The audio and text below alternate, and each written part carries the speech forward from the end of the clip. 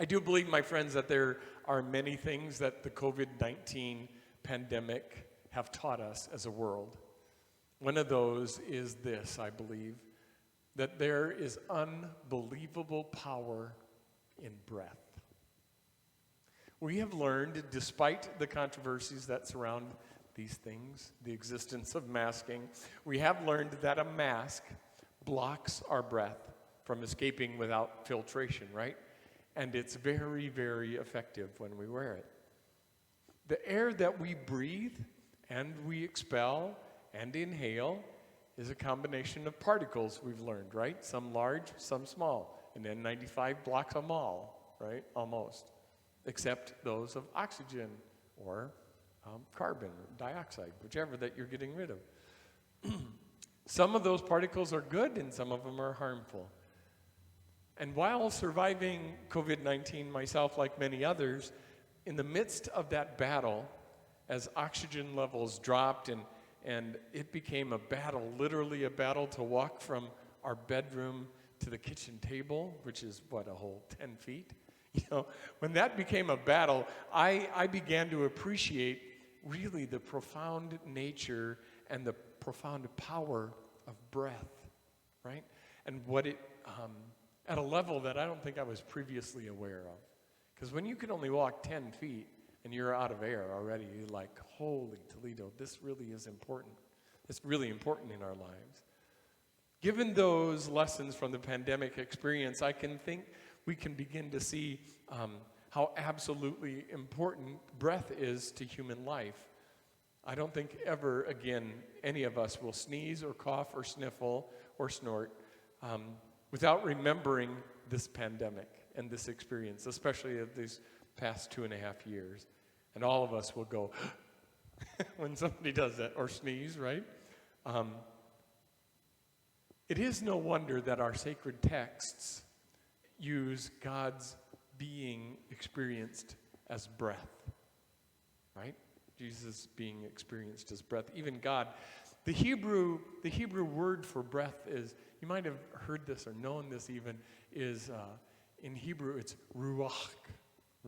So it's actually said with a of air. It's ruach, is the holy breath of God. So in Hebrew, when in the book of Genesis, when God creates the human race, he scoops out of the mud, the dust of the earth, and creates clay and breathes into the clay. When he breathes in, he breathes life into that clay. That very breath is, I think, for us, what we've understood or come to understand as really kind of our divine core. It seems quite obvious then for us, at least, that Jesus after the resurrection would appear to the disciples who then were locked in fear, right? Not only locked physically in a room, but they were scared to death. They were literally scared to death. They were being tortured by this Roman government, and they were locked in this room, and Jesus walks through the doors right into the midst of that fear, and what does he do? He breathes on them. He breathes on them. So he reinstills life, just like God did in the book of Genesis, and brings life to the human race. Jesus brings life to the church and brings it literally into existence. Breath actually is that sacred thing in us, that sacred center of our being. And it's essential for human life. It is the most powerful and life-giving force that we know. And it keeps us all alive, and without it, all of us cease to exist, right? The very first thing they teach you in CPR is, what do you check for? Respiration, right?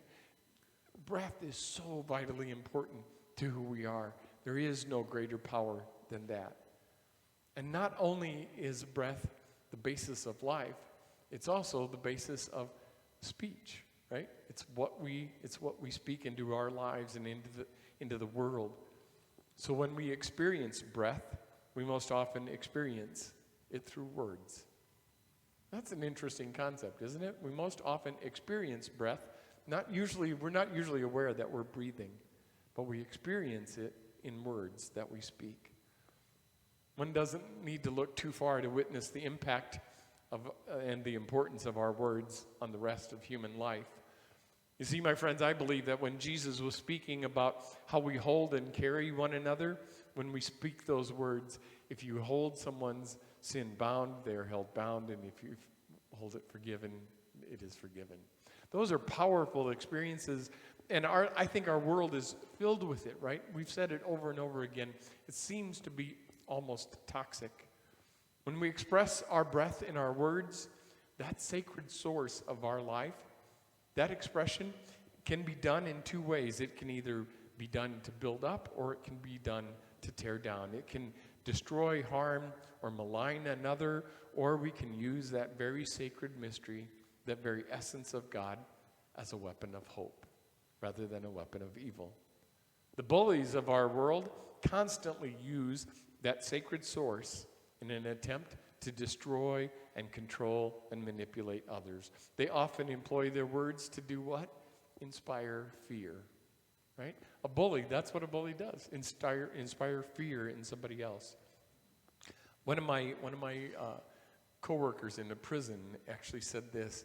He said, toxic people breathe toxic words. And it's like, oh, you are so right. And you can do it, right? All of us have experienced that in life. You hang around positive people and all of a sudden you feel better. You hang around toxic people and you feel toxic. And it is amazing how that sacred center can be used in both ways, right? Either for good or for evil. One thing I think that the gospel is encouraging us to do is to pay attention to that sacred source in our life, our breath, and how we express it in our words. Does our breath breathe gossip and fear and distrust and anger and resentment?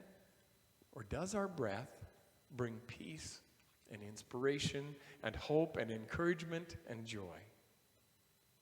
We, as Jesus pointed out to us and to the disciples, when we are gathered and they are gathered in their fear in that upper room, we hold the power of life or death in how we speak, in our sacred source of our life.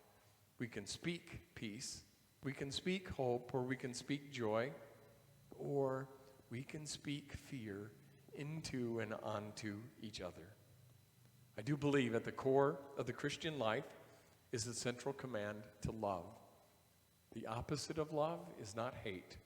The opposite of love is fear. I wonder which of those that you and I will choose in this coming week to express the sacred gift of our breath. I do hope and I do pray that that expression will be an expression of love.